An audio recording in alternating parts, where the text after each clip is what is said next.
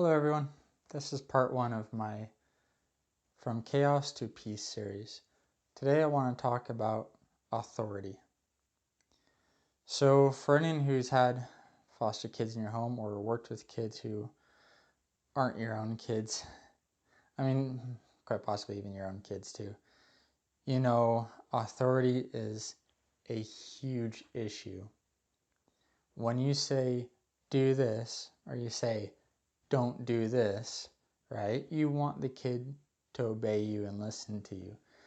And so now, obviously, you have issues if they're your own kids, sometimes getting them to obey you. But what do you do when it's not even your kid? It's a foster kid. It's someone who doesn't even know you, who's come into your home. And the expectation is that they should obey your orders, your commands. It's a huge issue. So now, obviously in this video, I don't expect to have all the answers for you of what you ought to do, but I want to give you some insights into what I have seen working with foster kids. So as I mentioned in my introduction portion, I do have a degree in philosophy, and as a result, I do tend to think about these things quite a lot. I tend to think in ways that perhaps most people don't. So if you'll just bear with me if you're like, why is he talking in that way? It's that little bit of philosopher coming out of me. So to start off with, I would say there's really honestly two major forms of authority that we can see all around us, right? There's a form of authority that we see with, for example, the government, with police, with obey the rules or you'll get locked up. And then there's the kind of authority of I gotta do it because my mom says so, right? There's a huge difference here between the two kinds of authority, right? Very, very different. And so perhaps I don't have the best sort of terms to use to explain these sorts of authority, but I would say that there's one sort of authority that just comes from being punished, from perhaps even a place of fear. I won't do this because I fear going to jail, I fear getting hit with fines, I fear getting pulled over for speeding. And there's the other kind of authority which is based in love, okay? We listen to our parents because we love them. So what do you do when a foster kid comes into your home? And they just barely met you, and so they're not going to work the same way as a kid who's been living with you this whole entire, growing up however many years. They're not going to treat you the same at all. So just to give you one really crazy out there example. So I know most foster parents won't have these kind of experiences. As I've said before, I seem to get some of the more chaotic ones, perhaps just because I'm a bit of a yes man, right? Most foster parents, they hear about the problems of the child and they're like, oh no, I can't take the kid, and I'm just the yes man. He'll say, oh yeah, sure, why not? Oh, I'm not too worried about it. I'll have regrets later, I guess. But there was one kid I had. I can't say his name, but just a very adorable 7-year-old, and he was honestly one of the very first kids I ever received. And he brought with himself so much chaos. I'm gonna shorten the story. Perhaps at another point I can really go into depth into detail about this kid, especially as time passes by, and I'm not worried about it being able to be attributed to him. They only planned on having him with me temporarily. It ended up being 2 weeks, and they placed him into another home. And in the 2 weeks he was with me, we already had issues with the cops several times. Like, how is it possible a 7-year-old, 8-year-old can have issues with the cops? Well, you don't know what some of these kids are capable of, first of all.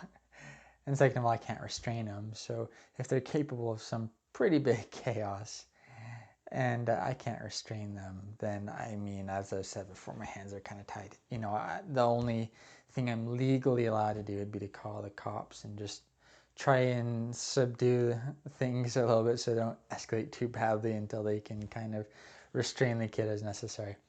So, but he left the new foster family. I mean, like they were also new foster parents. I was a new foster parent who got this kid.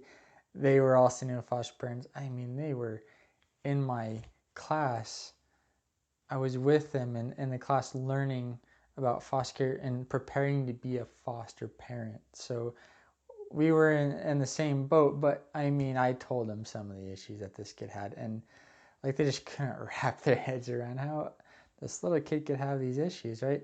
And so they took him in, and lo and behold, after I don't even think he made it 2 weeks. I think it was about a week and a half. They were like, just we'll meet you halfway, because they were about an hour and a half drives away.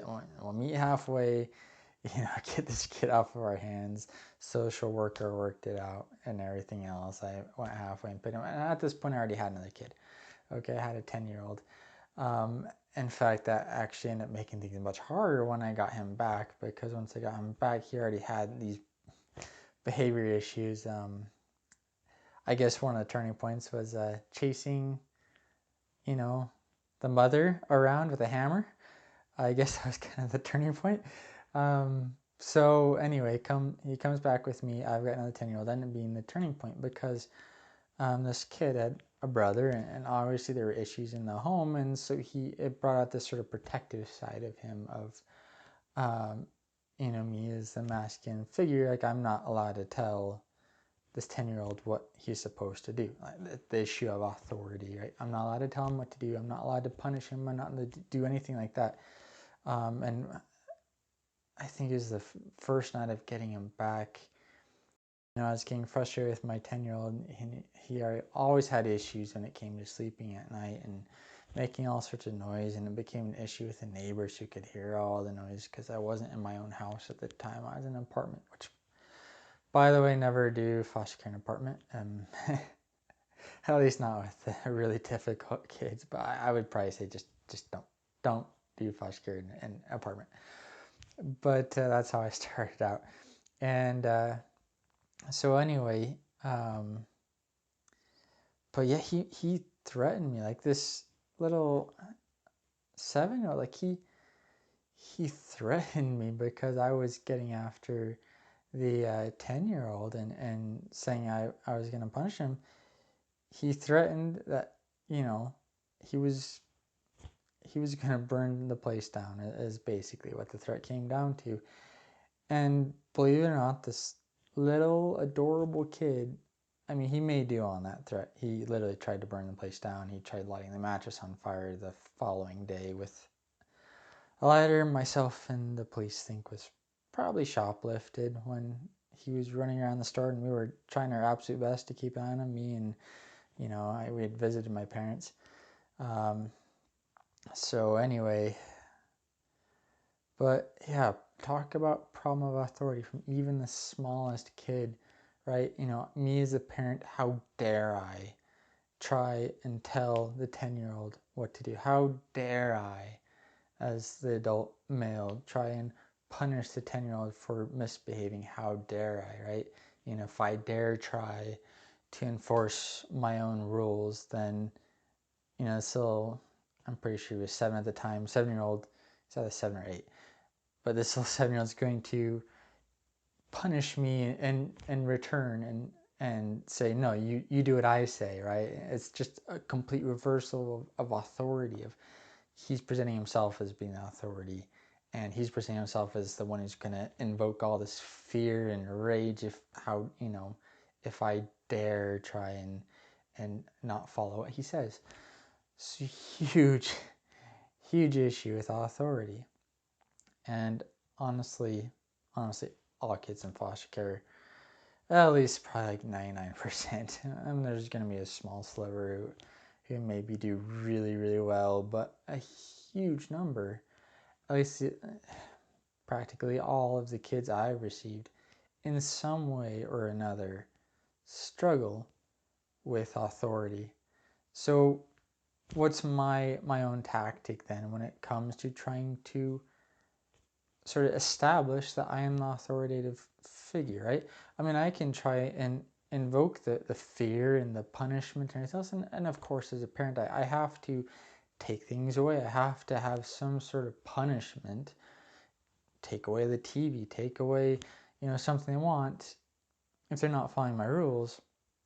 But for a lot of these kids, it's really one of the least effective sort of methods. And so what I'll tell you, what I try to do, if I'm able to do it, and it takes a lot of effort to try and obtain this, is I want to work off of the authority of love. So what I mean by authority of love, it means that I make these rules and I tell them that they should follow these rules because I want them to know that I care about them. I don't want it to be about you follow these rules because if you don't, you're going to get punished, right? Because they've experienced that at home and possibly frequently in abusive environments.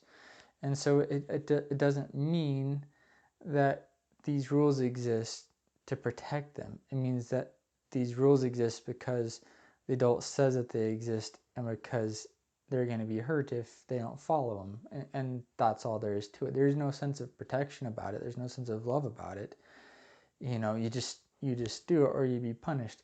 And so how do I try and switch that around and say, I have these rules because I'm trying to protect you, because I am trying to love you, okay?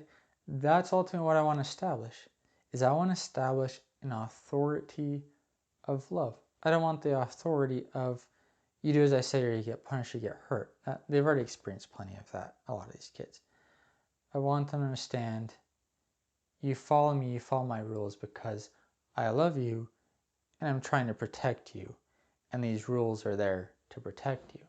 So now obviously I can't, there's so many things that go into this, and I'm sure I can expound upon these in later videos, but I just want to give you at least some sort of insight into how you can do this, how you can help whatever kids are in your care in this way and trying to establish this form of authority. And so I'll just give you some examples of what I have done. So, the kid I have now, there's actually two kids that I have visited while they were in juvie, in detention. In fact, one of the kids even said to me that I've never had anyone visit me while I was in juvie. Never had it happen. And this is a person who had been in it many times and for a very lengthy period of time. And so, what's with this person who's actually making sure every single time there's visiting hours, he is there to visit me, right? Why is this person doing this, which no one else, not even my parents, have done? So that's just one of the ways in which I can establish that I care, that I'm vested in you, that this is not something I'm required to do. It's not something, another issue with the whole authority thing is, especially with the older ones, the teenagers, they might have the mentality of, I do this because I'm paid to do it. I do this because it's a job. I do it because the government gives me a stipend. I mean, that one's frustrating because the reality is I cannot do foster care. I could work better paying jobs, spend overnight, get all this overtime, etc., etc. It'd be a whole lot less stress in my life. And I'd get off with more money in the end, but obviously it's not really worth it to me, which is why I don't do it. This is much more worth it to me to be trying to be here for these kids. But they can have that mentality, right? They can have that mentality that I just do it for the money, I just do it for this, I just do it for that, I'm not living, I'm not a caring person. And so that snaps them in that state of you just follow the rules or you get hurt and the person doesn't really care about you and the rules aren't there, out of love or that form of authority. It's this other form of authority that I want to get away from.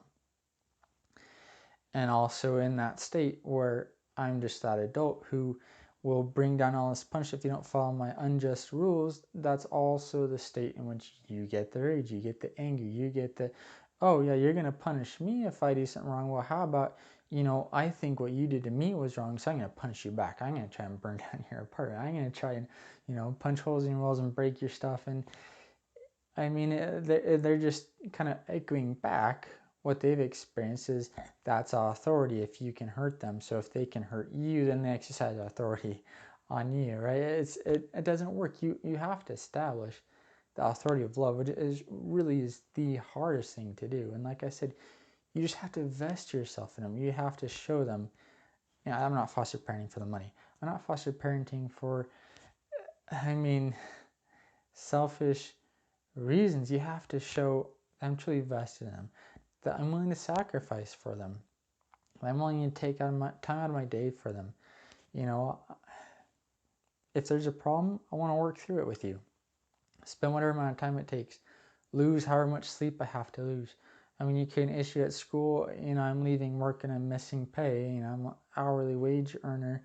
I'm missing pay, leaving work to go take care of your problems at school, to go take care of, whatever issue is going on. And so however it is, obviously it's different for the older ones and for the younger ones. The 10-year-old I had for a while, him being a little bit too chaotic to handle an apartment. Like I said, don't try foster parenting an apartment. Bad idea. He was trying to get me thrown out. That became such an issue. They put him into a behavioral place. He actually was in one. And then they're like, we can't do this anymore. Oh, I loved him a lot. In fact, I visited him even after he left my home, and he was about a 3-hour drive away. I made sure I could go visit him again. Anyway, things are getting much better for him, thank goodness. Maybe eventually I can tell you the story after a little bit more time's passed, just for the sake of hiding identity. But even that, for that 10-year-old, what's kind of vesting myself in that 10-year-old, it might be like he was so scared going to sleep, and he wanted to be in the same room as me, he wanted to be on the same bed. He would scream and cry if he wasn't by me. It's like, in foster care rules, he can't even sleep in the same room as me. Like, we can't do it. So I can't just like put a pad next to my bed and say, hey, now you can sleep comfortably. It's like, no, I can't. I'm not allowed to.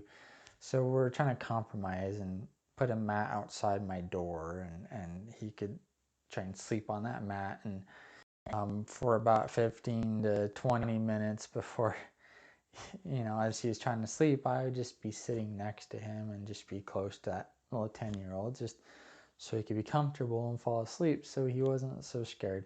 But for that 10-year-old, that's what I need to do to sort of show that I truly cared and I truly loved. For a teenager, it's obviously much different. Could be visiting in juvie. It could be whatever you need to do. It could be you get a whole bunch of holes in your walls, and the kid goes to juvie, and you still bring him back into your home when you're done. That, however it is to show them that you love them, that you don't establish these rules because you're just trying to be this, power-wielding adult, showing them who's boss. It's to show them that you truly care. And see, once you can establish that, and you change that authority from the authority of just that fear, and that, whoever has the most power, the most strength is the person that you follow their rules for, right? In which case they might try and do their,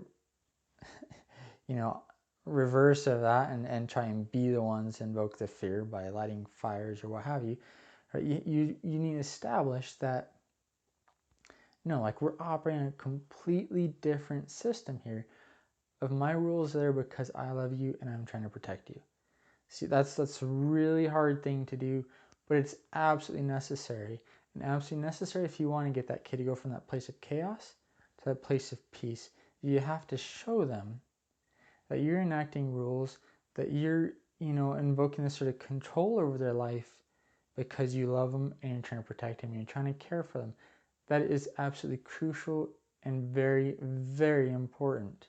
And so hopefully I can kind of touch up on some of the different tactics and methods of doing this in some of the details in some of the later videos.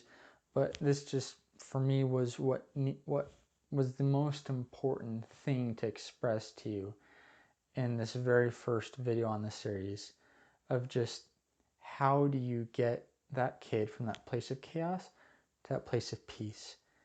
It's very important that you realize you have to change their mindset to not think of you as an authority based on power, based on punishment, based on all these different things, but your authority stems from loving them, trying to protect them, caring for them. That honestly is probably the absolute most crucial step before you can begin to change that kid away from that place of chaos and bring them to peace. And it's a long process, but once you can do that, you can pull that kid along. So thanks for watching. And by the way, just as a closing message, I want to just thank all of you who've shown support by subscribing, by hitting the like button on my videos. You know, I didn't realize before I started making videos myself that honestly it's quite a confidence boost when you guys do that. So thank you. I mean, I probably wouldn't have even filmed this today if I didn't see I had quite a few new subscribers, because that just told me I have an obligation to you guys. So thank you so much, and thank you for watching.